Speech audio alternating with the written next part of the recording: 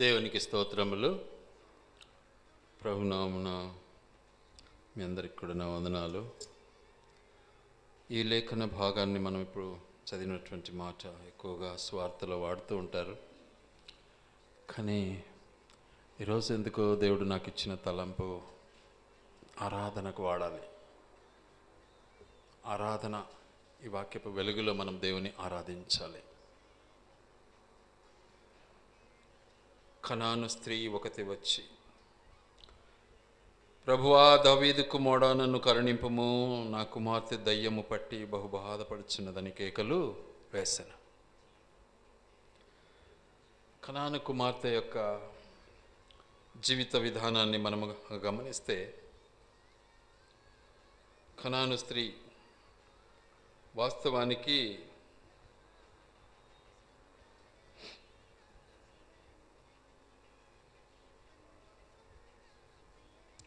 కనాను స్త్రీ చెప్పాలి అంటే ఒక విధమైనటువంటి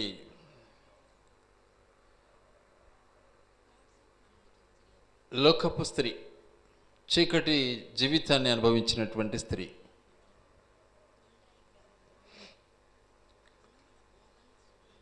అయితే ఎలాంటి స్త్రీ అయినా తన బిడ్డ విషయంలో ఎంతో బాధ, ఎంతో వేదన. ఎందుకంటే గర్భము దాల్చి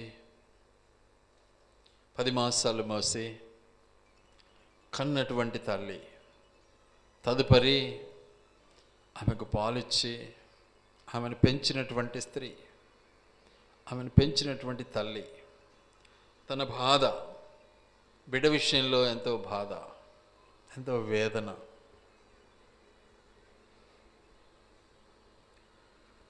దేవుడు కూడా ఒక మాట అంటాడు. చూడండి ఆ మాట ఏమంటాడంటే, యెషయా గ్రంథం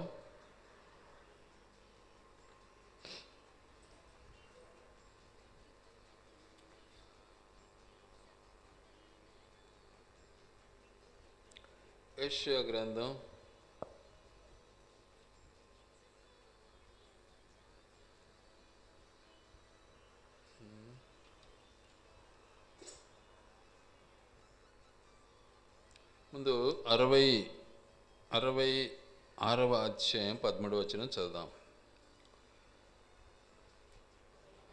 ఒకని తల్లి వానిని ఆదరించినట్లు నేను మిమ్మను ఆదరించును. ఇక్కడ దేవుడు తల్లిని పోలుస్తూ ఉన్నాడు. ఒకని తల్లి ఏం చేస్తుంది?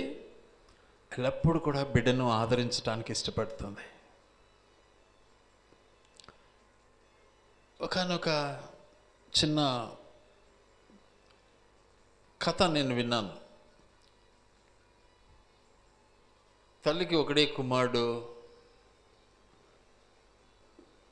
పెళ్లి చేసేది, తల్లి పెళ్లి చేసింది కొడుకు. కానీ కుమారుడు ఏం చేశాడు అంటే తల్లిని తిరస్కరించాడు, భార్య మాట విన్నాడు. విన్న తర్వాత పరిస్థితి ఏమైంది అంటే,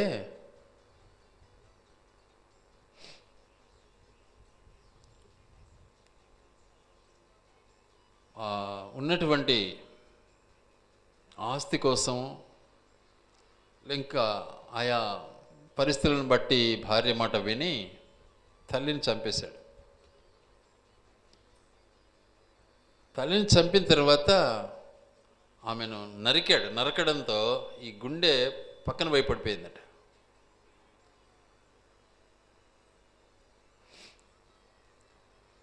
చంపేసిన తర్వాత పారిపోవడానికి ప్రయాసపడ్డాడు. పారిపోవడంలో కింద పడిపోయినాడు మనోడు. అయితే ఆ గుండె అరుస్తూ ఉందంట, నాయనా కింద పడ్డావా, లేనైనా దెబ్బ తగిలిందా అని బాధపడతా ఉందంట. ఆ గుండె నన్ను చంపినావే అని బాధపడలే, నా గుండెని తీసేసావు కదా అని బాధపడలే. కనుక తల్లి యొక్క ప్రేమ ఆ విధంగా ఉంటుంది. అయితే మరి ఒక చోట ఏమంటాడంటే వాక్యంలో, అదే పుస్తకంలో, అది 49వ అధ్యాయములో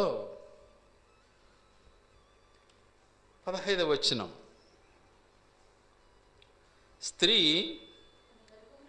తన గర్భమున పుట్టిన బిడ్డను కరుణింపకుండా తన చంటి పిల్లను మరచునా, వారైనా మరతురు, కానీ నేను నిన్ను మరువను. చూసారా, ఒక చోట తల్లిని అద్భుత రీతిగా, ఆశ్చర్యరీతిగా దేవుడు తన యొక్క ఔన్నత్యాన్ని బట్టి తల్లి ప్రేమను వర్ణించాడు. మరో స్థలంలో ఎలాంటి తల్లులు ఉంటారు అని కూడా విశదపరిచాడు. ఎలాంటి తల్లులు ఉంటారు? పిల్లల్ని కూడా మరిచిపోయే తల్లులు ఉన్నారు. మనం రోజు చూస్తుంటాం పేపర్లలో, న్యూస్లలో. తల్లిదండ్రులే పిల్లలను చంపేసినటువంటి పరిస్థితులు ఎన్నో ఉన్నాయి. కానీ మన దేవుడు మర్చేవాడు కాడు. ఈరోజు ఎంతోమంది అనాథులు బ్రతుకుతున్నారు. ఎవరు బ్రతికిస్తున్నారు? ఎవరు కాపాడుతున్నారు? దేవాది దేవుడే, మనుషులు కాదు. మనుషులు నిర్ణయిస్తాడు, నియమిస్తాడు. పోషించడానికే దేవుడు ఇష్టపడి వారిని వాడుకుంటాడు. అయితే దేవుడు మరిచేవాడు కాడు. చాలామంది మరిచే వాళ్ళు ఉన్నారు, మరి పిల్లల కొరకు తల్లిదండ్రులుగా ప్రాణం ఇచ్చేవారు కూడా ఉన్నారు. సందేహం ఏం లేదు. ఇక్కడ రాసిన 2 మాటలు కరెక్టే. అయితే మన దేవుడు మరిచేవాడు కాడు. తల్లి అయినా మరచునేమో, కానీ నేను నిన్ను మరువను. ఎంతటి ప్రేమ! అట్టి ప్రేమామయుడు తన బిడ్డల విషయంలో తనకు జ్వరం వచ్చింది, తనకు బాధ వచ్చింది, తనకు కష్టం వచ్చింది, తనకు నష్టం వచ్చింది, ఏడుస్తూ ఉంది అని దేవాది దేవుడు మన బాధను గుర్తించినటువంటి దేవుడై ఈ లోకానికి దిగి వచ్చాడు.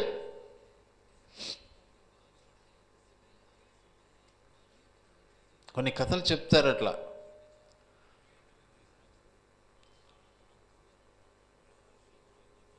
ఈయన మీటింగ్లో ఒకసారి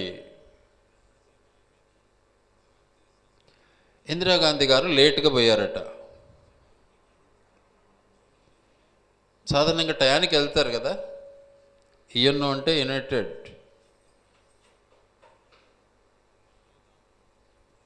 కాబట్టి ఈయన ఎందుకంటే ఈమె టాప్ మోస్ట్ లీడర్ ఆ టైంలో. అప్పుడు ఏంటి పరిస్థితి అని అందరూ ఎదురు చూస్తూ ఉన్నారు. ఆమె లేటుగా పరిగెత్తుకుంటూ పోయింది. ఏమ్మా అంటే, వాడు నన్ను విడవలేదు అనిందట. ఎవరు విడవలే? తన చంటి బిడ్డ, తన కుమారుడు. చూడు, కుమారుని కోసం ఆలస్యమైపోయింది. ఎక్కడ? ప్రపంచాది నేతల మధ్యన, మామూలుగా కాదు. ప్రపంచ దేశాల నేతలు కూడుకునే స్థలం అది. అట్లా తల్లి ప్రేమ చాలా గొప్పదిగా దేవుడు వర్ణిస్తూ ఉన్నాడు.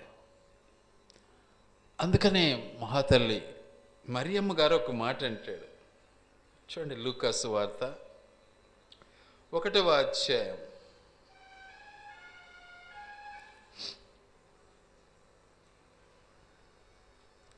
లూకాసు వార్త 1వ అధ్యాయం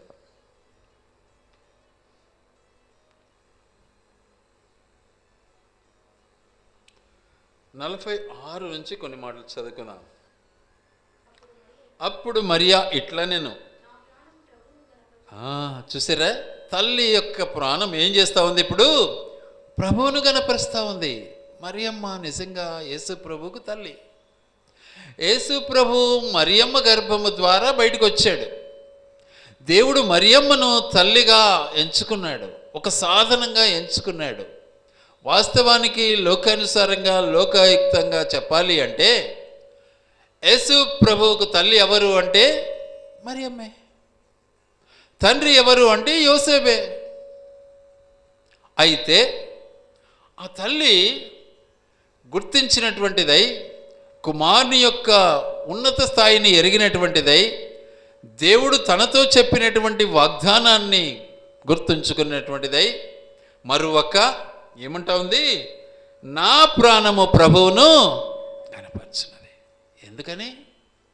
యేసుక్రీస్తు ప్రభుల వారు ఈ లోక రక్షకుడుగా మన మధ్యలో జన్మించాడు. మనం కూడా ఆనందించాలి, మనం కూడా ఘనపరచాలి. నీ కొరకు నా కొరకు నీవు నేను చేసిన ప్రతి పాపము నిమిత్తమై యేసుక్రీస్తు ప్రభుల వారు ఈ లోకానికి వచ్చాడు. ఇంకేమంటుంది? ఆయన తన దాసురాలి దీన స్థితిని కటాక్షించెను. దేవుని యొక్క ఉద్దేశం ఎలా ఉంటుంది అంటే,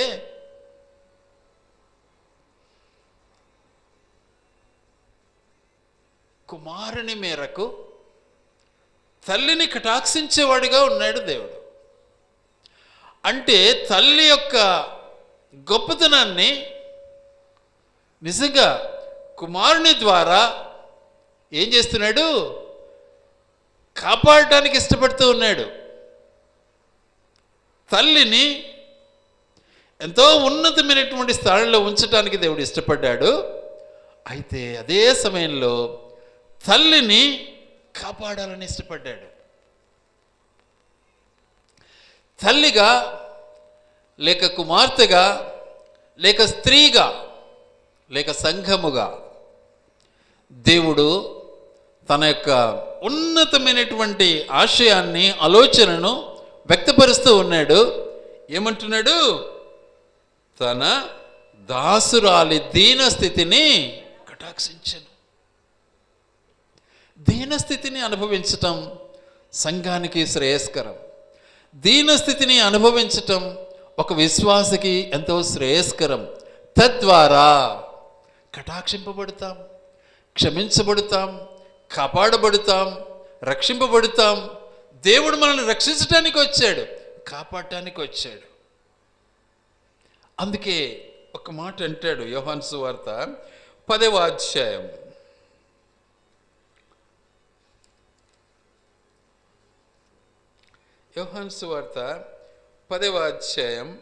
10వ వచనం అనుకుంటాను. దొంగతనమును హత్యను నాశనమును చేయుటకు వచ్చును గాని మరి దేనికిని రాడు. గొర్రెలకు జీవము కలుగుటకును అది సమృద్ధిగా కలుగుటకును నేను వచ్చి తిని. చూసారా? గొర్రెలకు అనగా తన పిల్లలకు, తల్లి పిల్లలకు, లోకానికి, సంఘానికి, ప్రజలకు ఏం చేయడానికి వచ్చాడు? జీవాన్ని ఇవ్వటానికి వచ్చాడు, సమృద్ధిని ఇవ్వటానికి వచ్చాడు. నేను గొర్రెలకు మంచి కాపరిని. నా తల్లిని నేను కాపాడుతాను, నా బిడ్డను నేను కాపాడుతాను. నేను కాపరి. ఎంత గొప్ప విషయం! ఒకని తల్లి వారిని ఆదరించినట్లు ఎవరు ఆదరిస్తున్నారు? మన తండ్రి ఆదరిస్తున్నాడు. తల్లి ఒకవేళ మర్చిపోతుందేమో, తండ్రిగా నేను మర్చిపోను.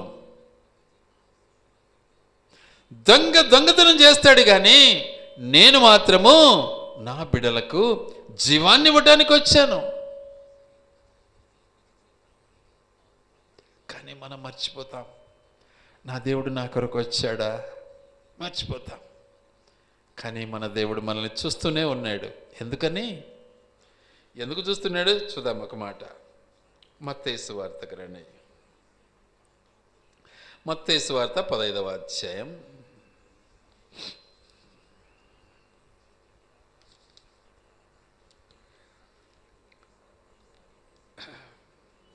21-22 చదువుకుందాం. ఇదిగో ఆ ప్రాంతము నుండి కనాను స్త్రీ ఒకటి వచ్చి, ప్రభువా, దావీదు కుమారుడా, నన్ను కరుణింపుము, నా కుమార్తె దయ్యము పట్టి బహుబాధపడుచున్నదని కేకలు వేసెను, మొర్రపెట్టెను. మన బాధ్యత మన బిడ్డల విషయంలో మొరపెట్టటం. నా బిడ్డకు చక్కటి జ్ఞానం దయచే ప్రభువా, నా బిడ్డ అనారోగ్యంతో ఉంది, స్వస్థత పరచు ప్రభువా. సంఘ ప్రార్థన, తల్లి ప్రార్థన ఎవరి దగ్గర? ప్రభువు దగ్గర, రాజు దగ్గర, తండ్రి దగ్గర. దేవుడు మనకిచ్చిన గొప్ప ఆధిక్యత. అందుకే స్వస్థపరచటానికి, మనల్ని కాపాడటానికి నేను వచ్చి ఉన్నాను అంటున్నాడు దేవుడు. నువ్వు మొరపెట్టావా? అందుకే కీర్తనలో ఒక మాట అంటాడు. ఏం మాట అంటాడంటే చాలా చక్కగా ఉంది ఆ మాట. కీర్తనలు 139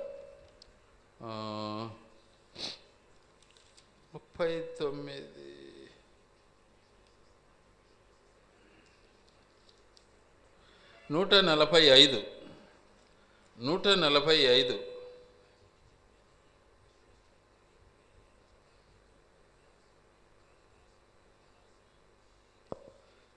18వ వచనం చదువుకుందాం. తనకు మొర్రపెట్టు వారి కందరికీ, అనగా తనకు నిజముగా మొరపెట్టు వారందరికీ సమీపంగా ఉంటాడు. నిజంగా మొరపెడుతూ ఉన్నామా? ఆయన మనకు బిడ్డనిచ్చాడు, ఆయన మనకు కుమారునిచ్చాడు, ఆయన మనకు కుమార్తెనిచ్చాడు, ఆయన మనకు సంఘాన్ని ఇచ్చాడు. మనము వారి కొరకు మొరపెడుతూ ఉన్నామా? నా బిడ్డలు చక్కటి మార్గంలో నడవాలి. ఎలా మొరపెట్టాలి? నిజముగా మొరపెట్టాలి, నిజమైనటువంటి ప్రార్థన. అప్పుడు మన దేవుడు తప్పకుండా విని ఆలకించి మనకు జవాబు ఇవ్వటానికి సిద్ధంగా ఉన్నాడు, మనల్ని కాపాడటానికి సంసిద్ధంగా ఉన్నాడు. అందుకని మరియమ్మ ఏమంటుంది? ఆయన తన దాసురాలి దీనస్థితిని కటాక్షించెను. నా మొర విన్నాడు, నాపై దయ చూపాడు, నన్ను కాపాడటానికి వచ్చాడు. ఎంత గొప్ప విషయం! మరి అలాంటి మన దేవుని మనం ఎంత ఆరాధించినా తక్కువే కదా. కాబట్టి మనం మనసారా, నిజముగా, వాస్తవముగా, సత్యముగా ఆయన ఆరాధించే వారంగా ఉండాలి. ఆ కేక ఆయనకు వినబడాలి, మన అర్థనాదం ఆయనకు చేరాలి. అది దేవుని యొక్క ఉద్దేశం. కారణం, మన బిడ్డలు అనారోగ్యాలతో ఉన్నారు, మన బిడ్డలు మన మాటలు వినటంలే, మన బిడ్డలు తల్లిని తిరస్కరిస్తూ ఉన్నారు. కానీ తల్లి ఎంతటి బాధైనా సహించడానికి ఇష్టపడతా ఉంది. గనుక తన దాసురాలి దీన స్థితిని కటాక్షించడానికి వచ్చాడు. ఎందుకు అంటే మనమంతా పడి చెడినటువంటి జీవితం, చెడిపోయాము.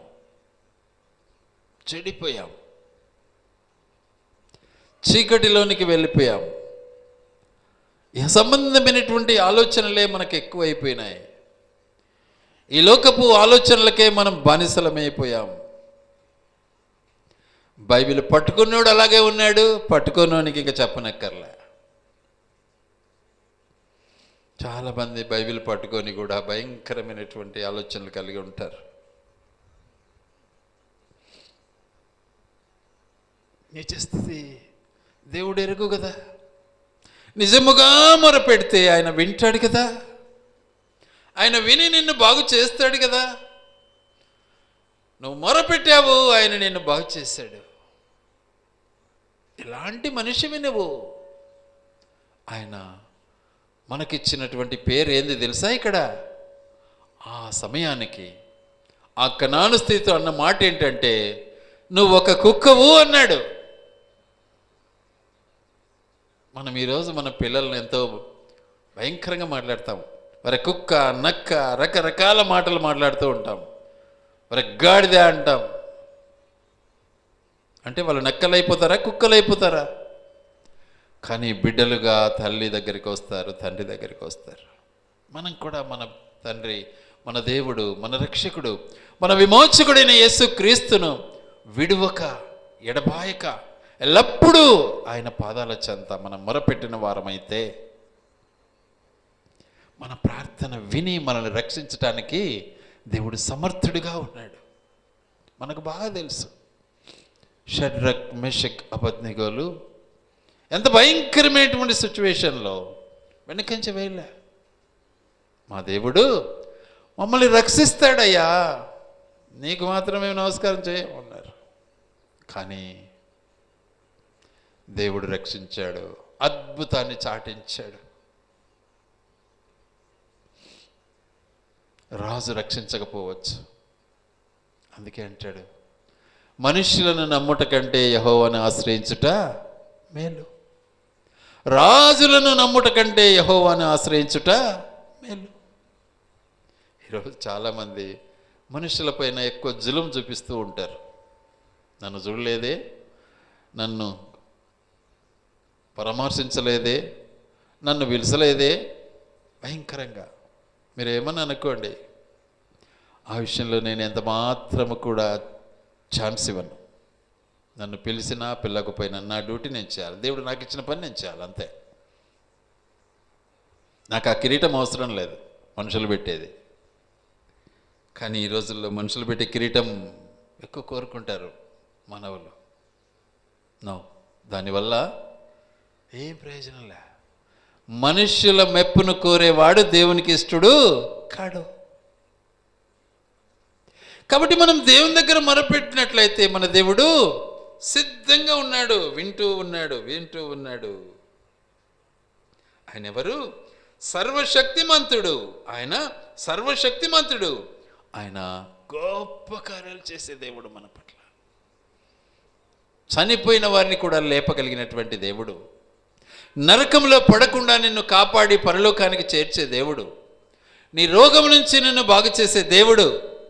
నీ ప్రార్థనను ఆలకించి నీకు జవాబిచ్చే దేవుడు. నువ్వు మొరపెడుతున్నావా?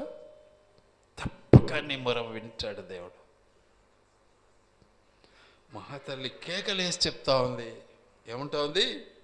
అయ్యా దావీదు కుమారుడా, నన్ను కరుణించు, నా ఆర్తనాదం విను, నా బాధ విను. నా బిడ్డ ఏమైపోయింది? దయ్యం పట్టింది, లోకం పట్టింది, చీకటికి బానిస అయిపోయింది, అనారోగ్యానికి గురైపోయింది. మన పరిస్థితి ఎలా ఉంది ఈరోజు? మరి మన బిడ్డల కోసం మనం ప్రార్థించాల్సిన బాధ్యత మన పైన ఉంది. ఎంత మాత్రం మనం ప్రార్థన చేస్తున్నామో ఆ దేవుడు ఎరుగు.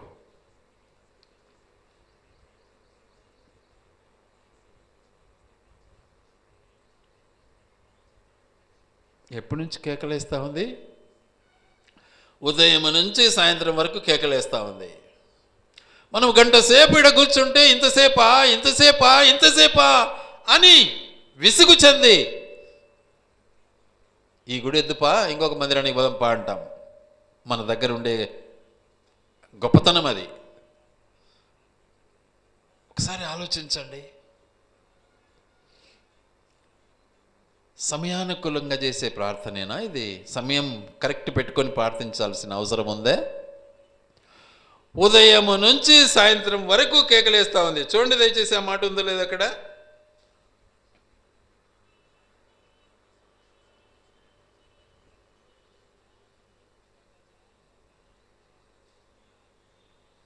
శిష్యులు వచ్చి ఆమె మన వెంబడి వచ్చి కేకలు వేయుచున్నది గనుక ఈమెను పంపివేయుడని ఆయనను వేడుకొనగా. ఎప్పుడొచ్చింది? యేసు ప్రభు ఆ స్థలానికి వచ్చినప్పటి నుంచి కేకలేస్తానే ఉంది, పొదుగుతాంది. ఇంకా అప్పటి నుంచి అరుస్తూ ఉంది, మొత్తుకుంటా ఉంది, మొరపెడతా ఉంది.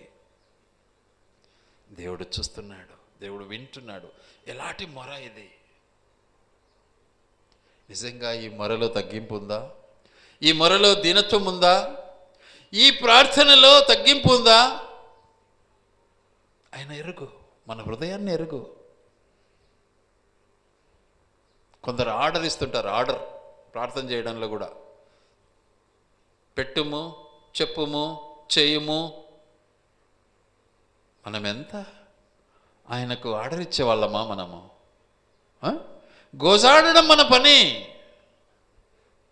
కాబట్టి మొరపెడుతూ ఉంటే ఆయన ఎంత మాట అన్నాడు సాయంత్రానికి. ఆయన అంటున్నాడు, నువ్వు ఒక కుక్కవు అన్నాడు. కుక్క అంటే ఏమని అర్థం? తన వాంతికి మరలినటువంటి జీవితం మనిషిది ఈ రోజుల్లో చాలామందిలో. ఆలోచించండి. అయినా కూడా నిన్ను యాక్సెప్ట్ చేయడానికి ఇష్టపడతాడు. ఎప్పుడు నువ్వు మారుమనసు పొందేవా, నిజంగా ప్రభుని నమ్మేవా, నిజంగా రక్షకుడని నువ్వు నమ్మి విశ్వసించి నీ హృదయంలో చేర్చుకున్నావా, నా ప్రభు నాకు రక్షకుడని నువ్వు నమ్మేవా, నీ కొరకు యేసు ప్రభు ఈ లోకానికి వచ్చాడు. నీ కొరకు నా కొరకు ఈ లోకానికి వచ్చి తన రక్తాన్ని కార్చాడు, తన అమూల్యమైనటువంటి రక్తాన్ని చిందించాడు. కాబట్టి ఏం చేశాడు? ఒక గద్దింపు మాట హెచ్చరించాడు. నువ్వు కుక్కలా జీవిస్తున్నావు అంటే ఏమని? వ్యభిచారివి నువ్వు అన్నాడు. మనం ఎవరినైనా అంటే ఊరుకుంటారా? దొంగను దొంగ అంటే ఒప్పుకోడు ఈ కాలం. కానీ ఆయన అన్నాడు, నువ్వు పచ్చి వ్యభిచారివి, కుక్కవు నువ్వు అన్నాడు. తన తప్పును ఒప్పుకునింది, తన పాపాన్ని ఒప్పుకునింది. దేవుడు వెంటనే క్షమించడానికి ఇష్టపడ్డాడు. మన దేవుడు క్షమించే దేవుడు. అందుకే 103వ కీర్తనలో ఒక మాట అంటాడు దేవుడు, చూడండి.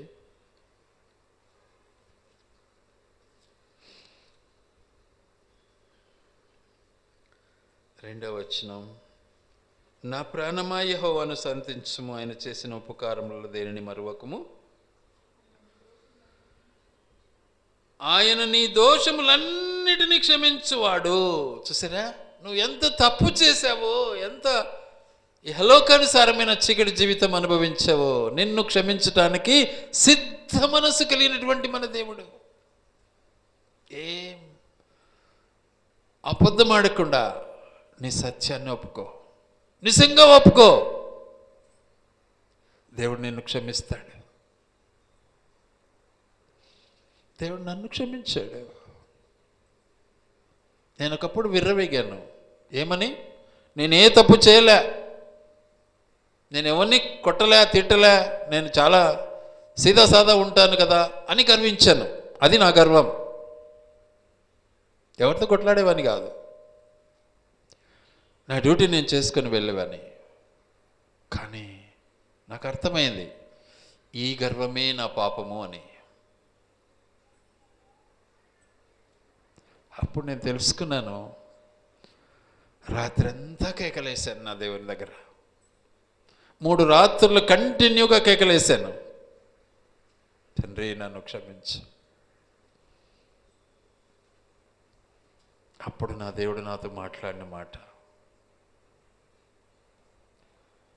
నేను నీకు తోడై ఉన్నాను అన్నాడు. నేను నీకు తోడైనా, నీకు ఉపదేశం చేస్తాను, నిన్ను నేను నడిపిస్తాను. వాగ్దానం ఇచ్చాడు. నేను ఎన్నుకున్నాను, వాగ్దానం ఇచ్చాడు. నేను ఏర్పరచుకున్నాను. కాబట్టి మన దేవుడు మన మొర వింటూ ఉన్నాడు. దేవునికి స్తుతి కలుగునుగాక. దేవుని మనం ఆరాధించే వారముగా ఉండాలి. ఆయన మన ప్రార్థన విన్నాడు, మన రోగాన్ని బాగు చేయాలని ఇష్టపడ్డాడు. ఆయన మాట వినక నేను కాస్త వెనుక తిరిగినప్పుడు ఈ మహాతల్లిని ఆయన కుక్క అన్నాడే కానీ నన్ను ఒక దెబ్బ వేశాడు, చంపకేసి కొట్టాడు. పడిపోయినాను, భయంకరంగా పడిపోయినాను. నాకు అప్పుడు జ్ఞాపకం వచ్చింది, కన్నీటితో ఏడ్చి దేవునికి మొరపెట్టాను, ప్రభువా నన్ను క్షమించు, నేను తప్పు చేశాను, నీ సేవకు వెనుకంజ వేశాను, నన్ను క్షమించు తండ్రి అని మొరపెట్టినప్పుడు దేవుడు నా మొర విన్నాడు. విని అద్భుత రీతిగా నాకు స్వస్థత ఇచ్చాడు. వెంటనే ఉద్యోగాన్ని వదులుకున్నాను. వెంటనే ఆలస్యం చేయలే.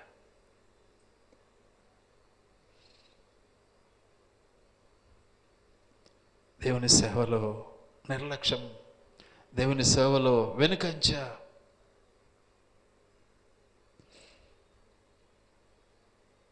మన యాటిట్యూడ్స్ అన్నీ కూడా దేవుడు చూస్తూ ఉంటాడు. ఎక్కడ నీవు నిర్లక్ష్యం ఉన్నావు, ఎక్కడ సోమరిగా ఉన్నావు, ఎక్కడ నీ దేవుని మాటను తిరస్కరించావు, నీ తల్లిని ఎక్కడ నీవు దూషించావు, నీ తల్లి మాటను ఎక్కడ వినకుండా ఉన్నావు, అన్ని చూస్తూ ఉంటాడు. ఈ రోజుల్లో ఈ వాక్యం ఎవరికి బోధపడడంలే. ఎందుకంటే ఇప్పుడు ప్రార్థనా జీవితంతో వాక్యం పైన ఆధారపడి సేవలు తగ్గిపోయాయి. ఇప్పుడంతా హైటెక్, విలువలు ఎక్కువైపోయినాయి. కాబట్టి అవుట్ స్టాండింగ్ అంతా లోకానుసారంగా. కానీ దేవుని సన్నిధిలో నువ్వు మొరపెడుతున్నావా? నీ దేవునికి నిన్ను నువ్వు అప్పగించుకున్నావా? అలానే జీవితాన్ని నువ్వు గడిపితే ఒక్క అబద్ధం కూడా ఆడవు, ఈవెన్ ఒక్కటి కూడా ఆడవు, గ్యారంటీ ఇస్తున్నా. ఇది నా జీవితంలో నేడు నేను కలిగినటువంటి జీవిత విధానం. ఎన్ని రకాలుగా ఎన్ని అన్నా పర్వాలేదు, ఎట్లా ఆలోచించుకున్నా చింతలే, నా దేవుని సాక్ష్యాన్ని నేను అనుభవించాలి. కాబట్టి తల్లి యొక్క గొప్పతనాన్ని మనం గమనిస్తే బిడ్డ కొరకు ఎంత బాధపడుతూ ఉంది. మన దేవుడు విన్నాడు. విని ఏం చేశాడు? ఆలకించాడు. ఏమంటున్నాడు? కుక్క పోయి ఏమైపోయింది ఇప్పుడు? అమ్మా అన్నాడు. ఏమన్నాడు? నా కుమారుడా, నాయనా, అమ్మా. ఏమంటాడు? నీ విశ్వాసము గొప్పది. నేను తిట్టినా పడ్డావు, నేను కొట్టినా పడ్డావు, నేను గద్దించినా నువ్వు పడ్డావు, తెలుసుకున్నావు, నేను నువ్వు గ్రహించినావు, నువ్వు పాపివని నువ్వు గ్రహించినావు, కాబట్టి నేను క్షమిస్తున్నాను, నీ ప్రార్థన విన్నాను, నీ బిడ్డకు స్వస్థత ఇచ్చేసినాను. దేవుడు మనకిచ్చిన స్వస్థత ఎలా ఇచ్చాడు? ఊరికి ఇచ్చాడా? తన రక్తాన్ని కార్చాడు.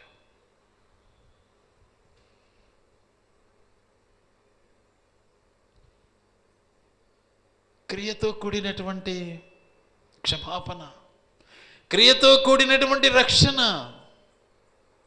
క్రియానుసారమైనటువంటి కాపాడటం. తన ప్రాణం ఇచ్చాడు నీ కొరకు, వెల చెల్లించాడు.